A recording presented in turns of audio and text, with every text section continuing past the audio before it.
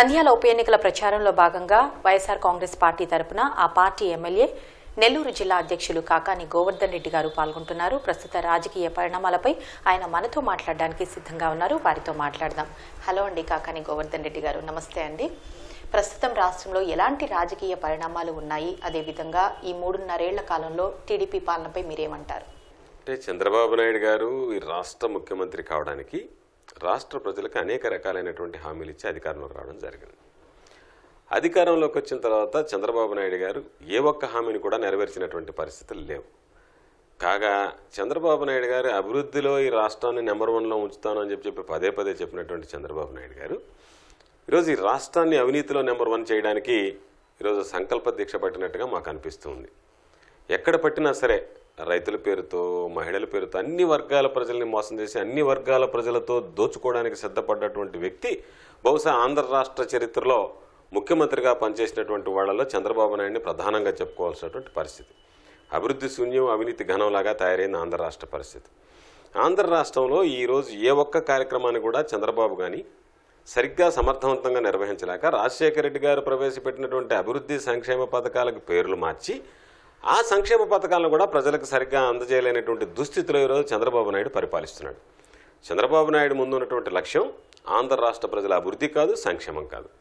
తను, తన కొడుకు, తన మనవడు 3 తరాలకు సంబంధించి తను రాబోయేటువంటి రోజుల్లో రాజకీయంగా ఒక పునాది వేసుకోవాలనేటువంటి బలమైనటువంటి ఆలోచన, మరో 10 తరాలకు సంబంధించి సంపాదించుకోవాలనేటువంటి ఆలోచనతో తాపత్రయపడడం తప్ప రాష్ట్ర ప్రజానీకాన్ని గురించి పట్టించుకునేటువంటి పరిస్థితిలో లేడు. ఈ 3.5 సంవత్సరాల్లో రాష్ట్ర ప్రజలకు అందించినటువంటిది శూన్యం. అది రాష్ట్ర ప్రజలు ఈరోజు పూర్తిగా అర్థం చేసుకున్నారు. కాబట్టి చంద్రబాబు నాయుడు ఎక్కడికి వెళ్ళినా సరే ప్రజలు తిరగబడేటువంటి పరిస్థితిని ఈరోజు మనం గమనిస్తున్నాం.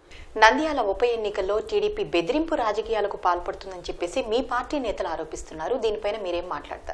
సాక్షాత్తు ముఖ్యమంత్రిగా ఉన్నటువంటి చంద్రబాబు నాయుడు గారు నంద్యాలకు వచ్చిన తర్వాత అక్కడ జరిగినటువంటి పరిణామాలను గమనించిన తర్వాత ప్రజల్లో ఉండేటువంటి వ్యతిరేకను గుర్తించిన తర్వాత చంద్రబాబు నాయుడు గారే చెప్పారు, ఒకరు కాదు, ఈ రాష్ట్ర ముఖ్యమంత్రిగా పనిచేసినటువంటి వ్యక్తే నేను వేసినటువంటి సిమెంట్ రోడ్ల మీద మీరు నడిచేదానికి లేదు, మీరు నడవబాకుండా నాకు ఓటు వేయకపోతే అని, అది కాక సంచలనమైనటువంటి వ్యాఖ్యలు చేశారు. తాను ఎంతైనా డబ్బు ఖర్చు పెడతానో సిద్ధంగా ఉన్నాను, దానికి ఓటుకు 5,000 రూపాయలు నేను ఇవ్వగలను అని ఇవన్నీ మాట్లాడాడంటే బెదిరింపు రాజకీయాలకి చంద్రబాబు నాయుడు గారు పెట్టింది పేరు. ఈరోజు చంద్రబాబు నాయుడు గారు బెదిరింపు రాజకీయాలను ప్రోత్సహిస్తున్నాడు. దానితో పాటుగా ఫ్యాక్షనిస్ట్గా ముద్ర వేసుకున్నటువంటి నాగిరెడ్డి గారు, ఈరోజు ఆ నాగిరెడ్డి కుటుంబ సభ్యులు ఈరోజు పోటీలో ఉన్నారు. కాబట్టి వీళ్ళు ప్రధానంగా వాళ్ళని ఏదో ఒక విధంగా ప్రలోభ పెట్టో, బెదిరించో, బ్లాక్మెయిల్ చేసో ఏదో ఒక విధంగా ఈరోజు శాసనసభ్యులుగా గెలుపొందాలనేటువంటి ఆలోచన చేస్తున్నారు తప్ప. గోవర్ధన్ రెడ్డి గారు, వైసీపీ అభివృద్ధిని అడ్డుకుంటుందని చెప్పేసి టీడీపీ నేతలు, అదేవిధంగా మీ జిల్లా మంత్రి సోమిరెడ్డి చంద్రమోహన్ రెడ్డి ఆరోపిస్తున్నారు. సో దీనిపైన మీ కామెంట్ ఏంటి? మేము చంద్రమోహన్ రెడ్డిని ముద్దుగా బ్రూస్లీ అని పిలుచుకుంటాం జిల్లాలో. చంద్రమోహన్ రెడ్డికి పెట్ట కొంచెం కోతఘనంలాగా చేసింది సాధించింది ఏమీ లేదు, కానీ మాటల్లో, అందుకే అనేక సందర్భాల్లో చెప్పాము, చంద్రమోహన్ రెడ్డి అభివృద్ధికి సంబంధించి కానీ అభివృద్ధిని గురించి మాట్లాడేటువంటి నైతిక హక్కు లేదు.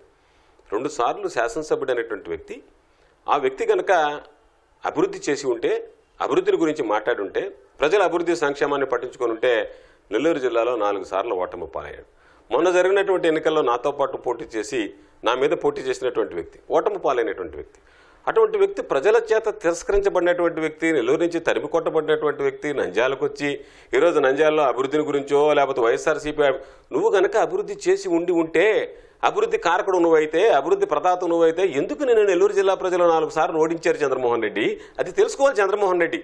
చంద్రమోహన్ రెడ్డికి తగిన ప్రాయశ్చిత్తం జరిగిందని పశ్చాత్తాపడాల్సినటువంటి చంద్రమోహన్ రెడ్డి ఈరోజు చంద్రమోహన్ రెడ్డికి ఉన్నటువంటి అర్హత ఏంటంటే జగన్మోహన్ రెడ్డి గారిని విమర్శిస్తే చంద్రబాబు నాయుడు ఆయనకు సంతుష్టుడై సంతోషపడి ఆయనకి ఈరోజు ప్రమోషన్ మీద ప్రమోషన్ ఇచ్చుకుంటూ పోతున్నాడు. కాబట్టి నువ్వు వ్యవసాయ శాఖ మంత్రిగా పనికిరావు.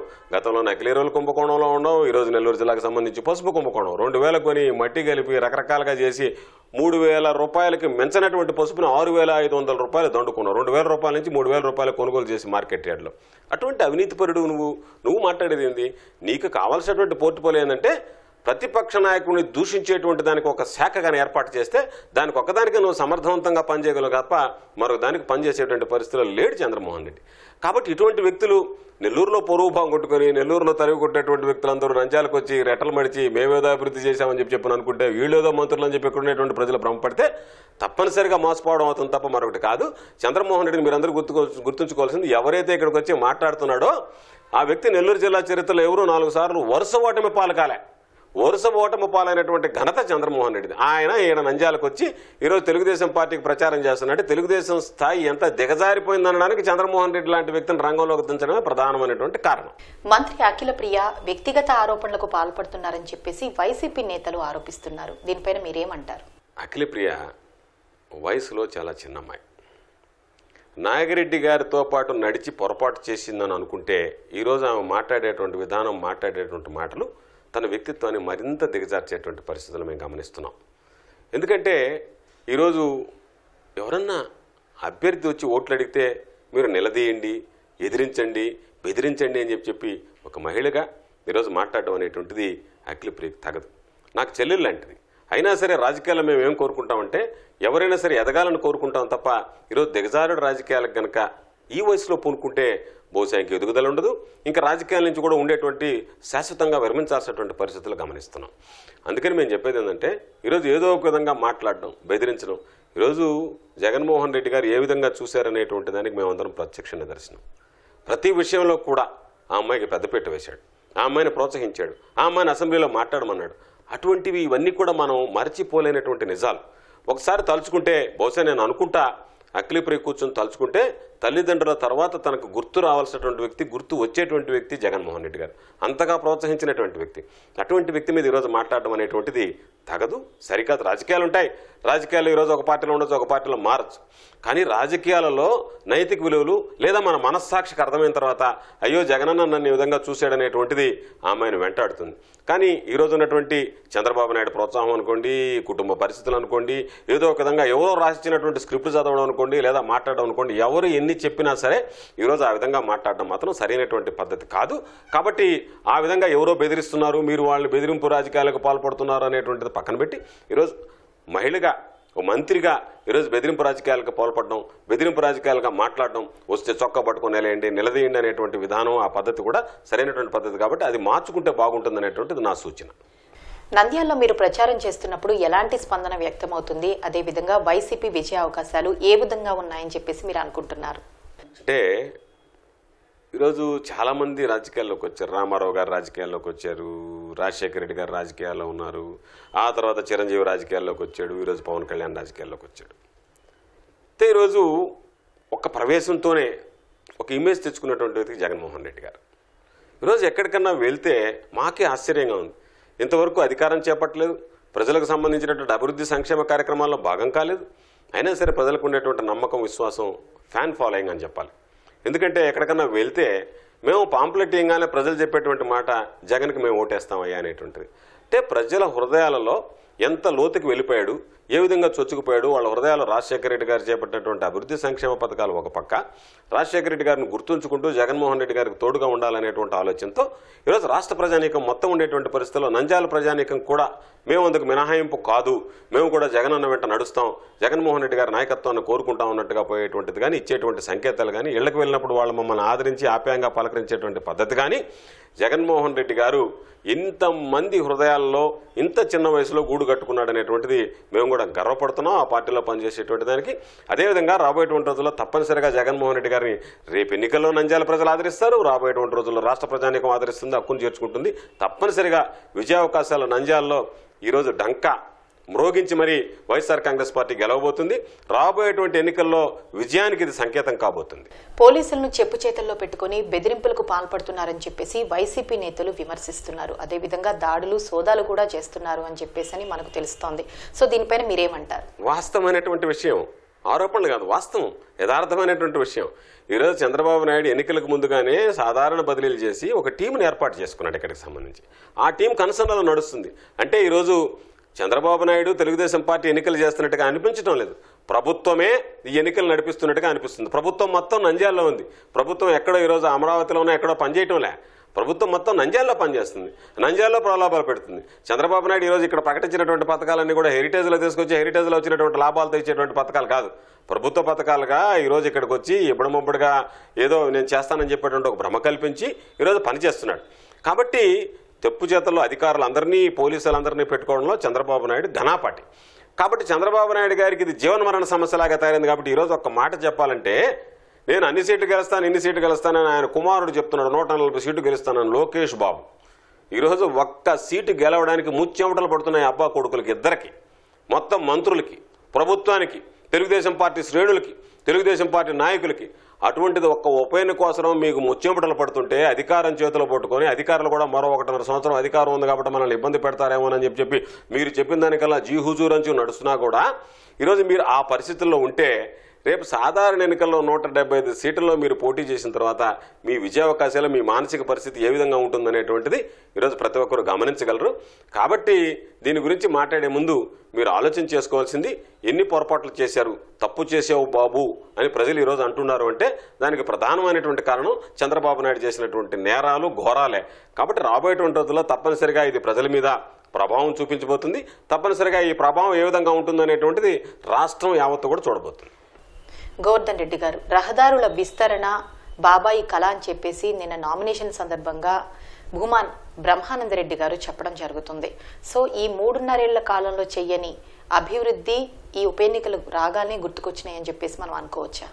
అంటే బాబాయి కళ పాపం ఆయన బ్రతుకుండంగా నిజం కాలే, చంద్రబాబు నాయుడు నిజం చేయలే. ఈరోజు బాబాయి కళ ఎప్పుడు నిజం అవుతుందంటే, ఉప ఎన్నికలు వచ్చాయి కాబట్టి నాగిరెడ్డి గారు లేరు కాబట్టి బాబాయి కళ నిజం చేయాలనేటువంటి ఆలోచనతో చంద్రబాబు నాయుడు సిద్ధపడ్డాడు. బాబాయి కళ చంద్రబాబు నాయుడికి నంద్యాల ప్రజల మీద చిత్తశుద్ధి ఉండి ఉంటే 1.5 సంవత్సరం క్రితం వెళ్ళాడు బాబాయ్, ఈరోజు వెళ్ళలే. ఈ 1.5 సంవత్సరం లోపల చంద్రబాబు నాయుడు ఏమన్నా నిద్రపోతున్నాడా? ఎందువల్ల అభివృద్ధిని కనీసం ఈ 3 సంవత్సరాలు ఎప్పుడైనా నంద్యాల అభివృద్ధిని గురించి పట్టించుకున్నాడా? నంద్యాలకు వచ్చినటువంటి సందర్భాలు ఉన్నాయా? ఈరోజు ఉప ఎన్నికలు వచ్చాడు కాబట్టి వచ్చాడు. అందుకనే వాళ్ళ బావమరిది, నాగిరెడ్డి గారి బావమరిది, కర్నూలు శాసనసభ్యుడు ఎస్వి మోహన్ రెడ్డి గారు ఒక మాట చెప్పాడు, వాస్తవమైనటువంటి మాట అనిపిస్తుంది. మా నియోజకవర్గాల్లో కూడా చాలామంది నియోజకవర్గాల్లో ఈ నంద్యాల అభివృద్ధిని చూసి ఒకవేళ మా ఎమ్మెల్యే కూడా చనిపోతే అభివృద్ధి జరుగుతుందేమో అనేటువంటి భ్రమలో ప్రజలు ఉన్నారు అని చెప్పిన ఎస్వి మోహన్ రెడ్డి గారు మాట్లాడారు. అంటే దాని అర్థం చంద్రబాబు నాయుడు ఫిరాయింపుదారులను ప్రోత్సహిస్తాడు తప్ప అక్కడ ఉప ఎన్నికలు వచ్చేటువంటి పరిస్థితి లేదు. అందుకని చనిపోతే తప్ప ఆ ప్రాంత అభివృద్ధి, శాసనసభ్యుడు చనిపోయి ఉప ఎన్నికలు వస్తే తప్ప ఆ ప్రాంత అభివృద్ధిని గురించి గుర్తు తెలియనటువంటి వ్యక్తి చంద్రబాబు నాయుడు గారు. కాబట్టి చంద్రబాబు నాయుడు గారు మేము అడుగుతున్నాం, ఈరోజు మీరు హడావిడిగా 6 ప్రొక్లైన్లు పెట్టి పగలగొట్టారు. దానికి సంబంధించినటువంటి ప్రణాళిక ఏదైనా ఉంటే మా ముందు పెట్టండి. ఎవరికి నష్టపరిహారం చెల్లిస్తారు, ఏ విధంగా ఎలక్ట్రికల్ లైన్లు వేస్తారు, ఏ విధంగా డ్రైనేజ్ లైన్లు మారుస్తారు, అసలు మీ ముందున్నటువంటి ప్రణాళిక, యాక్షన్ ప్లాన్ ఏంటి? ఒక యాక్షన్ ప్లాన్ ఏమీ లేకుండా ప్రజలకు ఏదో మేము చేసామనేటువంటి హడావిడిగా 4 బిల్డింగులు కొట్టేసి 6 మిషన్లు పెట్టి ఏదో మేము విస్తరణ పనులు చేపడుతున్నాం అని చెప్పి ఎన్నికల్లో ప్రజల కళ్ళు తుడిచి ఓటు దండుకోవడం చంద్రబాబు నాయుడు గారు నమ్మించి ఉంచడంలో చంద్రబాబు నాయుడిని మించినటువంటి వ్యక్తి బహుశా ప్రపంచంలోనే ఉన్నాడు. ఆంధ్ర రాష్ట్రంలో, భారతదేశంలో కదా, యావత్ ప్రపంచంలో చంద్రబాబు నాయుడు లాంటి మోసగాడు, నైవంచి కూడా ఉంటాడని నేను అనుకోవట్లే. కాబట్టి అటువంటి వ్యక్తి ఈరోజు ఆ ప్రలోభాలకి దయచేసి, నాకు తెలిసి నంద్యాల ప్రజలు నమ్ముతారని నేను అనుకోవట్లే. ఏ ఒక్కరైనా సరే చంద్రబాబు నాయుడు అభివృద్ధి చేస్తాడు అనుకుంటే అంతకు మించినటువంటి పొరపాటు మరొకటి ఉండదు. ఒక్క ఓటైనా సరే చంద్రబాబును చూసి ఓటు వేస్తే అది ఇన్వాలిడ్ ఓటు కింద లెక్కేసుకోవాల్సిందే తప్ప అది సామాజిక హితాన్ని గురించి కానీ రాబోయేటువంటి రోజుల్లో ఈ రాష్ట్ర పురోగతికి కానీ ఏమాత్రం ఉపయోగపడేటువంటి పరిస్థితి ఉండదనేటువంటిది నంద్యాల ప్రజలు గమనించాలని నేను కోరుకుంటున్నాను. మంత్రి అఖిలప్రియ అంటున్నారు, మా నాన్నగారు ఉన్నప్పుడే 500 కోట్లు తీసుకువచ్చి అభివృద్ధికి ఖర్చు పెట్టాము అని చెప్పేసి, ఇప్పుడు కొత్తగా అభివృద్ధి చేయట్లేదు, మేము అప్పటి నుంచి చేస్తూనే ఉన్నాము అని అంటున్నారు. ఎంతవరకు అభివృద్ధి జరిగిందని చెప్పేసి మీరు అనుకుంటున్నారు? నంద్యాల అభివృద్ధికి సంబంధించి మాకు తెలిసినటువంటి సమాచారం ప్రకారం ఈరోజు వస్తున్నటువంటి సమ్మర్ స్టోరేజ్ ట్యాంక్ కానీ, ఈరోజు వస్తున్నటువంటి రోడ్లు విస్తరణ కానీ, మీరు చెప్పేటువంటి అభివృద్ధి పనులు కానీ, మీరు చెప్పేటువంటి భవనాలు కానీ, ఇవన్నీ కానీ, చామకాల వెడల్పు కానీ, ఇవన్నీ కూడా ఎన్నికలు వస్తాయి కాబట్టి ఎన్నికలకు ముందు ప్రభుత్వానికి గుర్తొచ్చింది తప్ప నంద్యాల ప్రజలు గుర్తురాలే, నంద్యాల అభివృద్ధి గుర్తురాలే. నంద్యాలలో ఉప ఎన్నిక గుర్తొచ్చింది చంద్రబాబు నాయుడు గారికి. నంద్యాల ఉప ఎన్నికలో ఏ విధంగా ఓట్లు దండుకోవాలనేటువంటి దానికి జీవోల మీద జీవోలు విడుదల చేసి, ఎందుకంటే చంద్రబాబు నాయుడు జీవోల మీద సంతకం పడిన పెద్ద ఘనమైనటువంటి విషయం కాదు. 5 సంతకాలు పెట్టాడు చంద్రబాబు నాయుడు ఎన్నికలకు ముందు. ఆ 5 సంతకాలనే నెరవేర్చలేనటువంటి అసమర్థ ముఖ్యమంత్రి ఈరోజు చంద్రబాబు నాయుడు అయితే చంద్రబాబు నాయుడు మాటలను చంద్రబాబు నాయుడు ఎప్పుడు అభివృద్ధిని కోరుకున్నాడు? ఎన్నిసార్లు ఈ మున్సిపాలిటీ పాప రెజల్యూషన్స్ పంపించలేదు, తీర్మానాలు ప్రతిపాదించి పంపించినటువంటి సందర్భాలు లేవు చంద్రబాబు నాయుడు గారికి. ఎప్పుడైనా ఈ మున్సిపాలిటీ అభివృద్ధిని గురించి కానీ లేదా నంద్యాల నియోజకవర్గ అభివృద్ధిని గురించి కానీ పట్టించుకున్నటువంటి వ్యక్తి ఈరోజు మేమేదో ముందు నుంచి పథకాలు పన్నాం, ముందు నుంచి మీరు ఒక వైట్ పేపర్ రిలీజ్ చేయండి. దీనికి సంబంధించి నంద్యాలకు సంబంధించి గత 9 సంవత్సరాల్లో ముఖ్యమంత్రిగా ఉన్నప్పుడు చేసినటువంటి అభివృద్ధి కానీ, లేదు మొన్న 2014లో మీరు ముఖ్యమంత్రి అయిన తర్వాత చేసినటువంటి అభివృద్ధిని కానీ, ఎన్నికలకు ముందు ఒక శ్వేతపత్రం విడుదల చేసి ఆ అభివృద్ధి విధంగా చేసామనేటువంటిది చూపించండి. ఈ రోజుల్లో ఇచ్చినటువంటి జీవోలు తప్ప ముందు నుంచి ఎప్పుడన్నా నంద్యాల గురించి గమనించి, నంద్యాలకి చంద్రబాబు నాయుడు గారు టూర్ల మీద టూర్లు కొడుతున్నాడు కానీ అంతకుముందు నంద్యాల గురించి పట్టించుకుని ఎప్పుడన్నా నంద్యాల ప్రజలకు వచ్చి నేను అండగా ఉంటానని చెప్పినటువంటి పరిస్థితి లేదు కదా.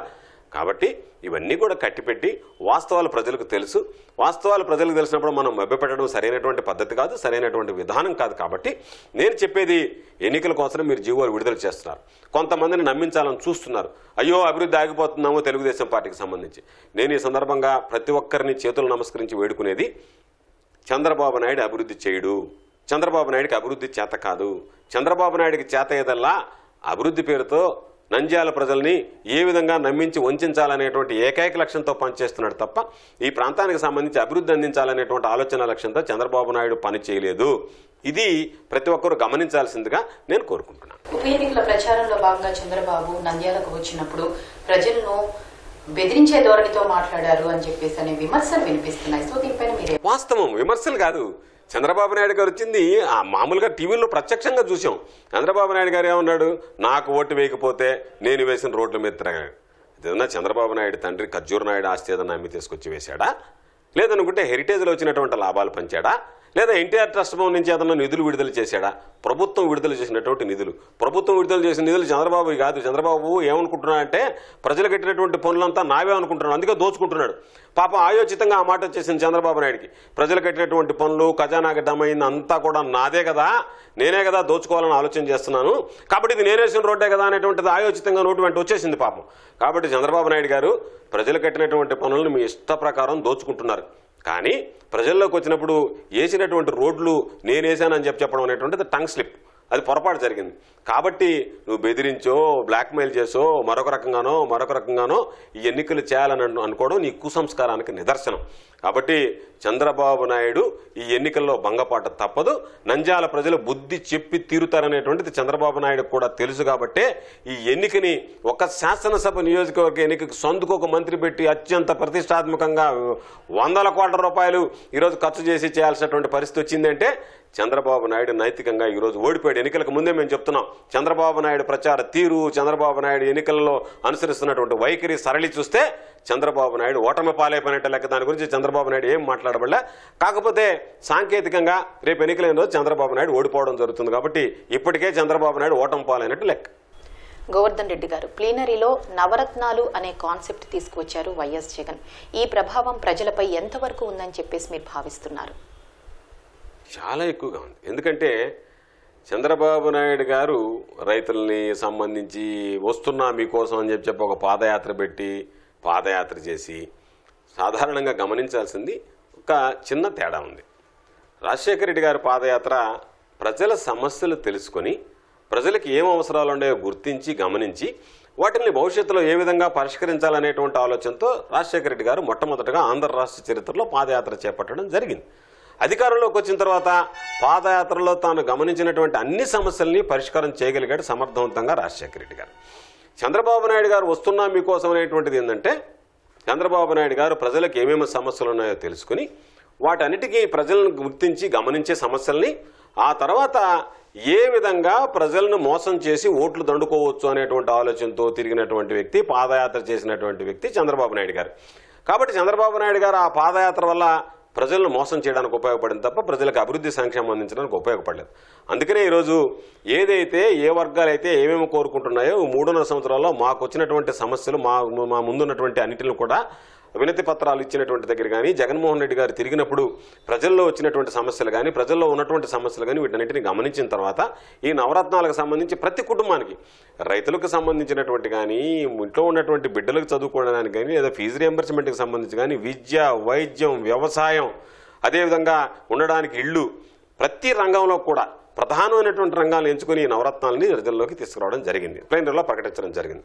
ఈరోజు పెద్ద ఎత్తున ప్రజల్లో చర్చ జరుగుతుంది. కారణం ఏంటంటే చంద్రబాబు నాయుడు గారు లాగా జగన్మోహన్ రెడ్డి గారు చెప్పి మాట తప్పేటువంటి వ్యక్తి కాదు. కాబట్టి ఈరోజు నిజాయితీగా చెప్పాడు. ఆయన చెప్పినటువంటి మాటలో నిజాయితీ కనిపిస్తుంది, ఆయన ప్రకటించినటువంటి వాటిలో నిజాయితీ కనిపిస్తుంది. కాబట్టి ఈ నవరత్నాలు అనేటువంటిది తప్పనిసరిగా ప్రతి ఒక్కరికి రేపు భవిష్యత్తులో అందచేయగలడు అనేటువంటి నమ్మకం, విశ్వాసం ఉంది. అదిగాక జగన్మోహన్ రెడ్డి గారి మీద ప్రజల్లో ఉన్నటువంటి విశ్వాసం ఏంటంటే రాజశేఖర రెడ్డి గారు కానీ జగన్మోహన్ రెడ్డి గారు కానీ చంద్రబాబు నాయుడు లాగా చెప్పిన మాటలు ఎగ్గొట్టేటువంటి వాళ్ళు కాదు.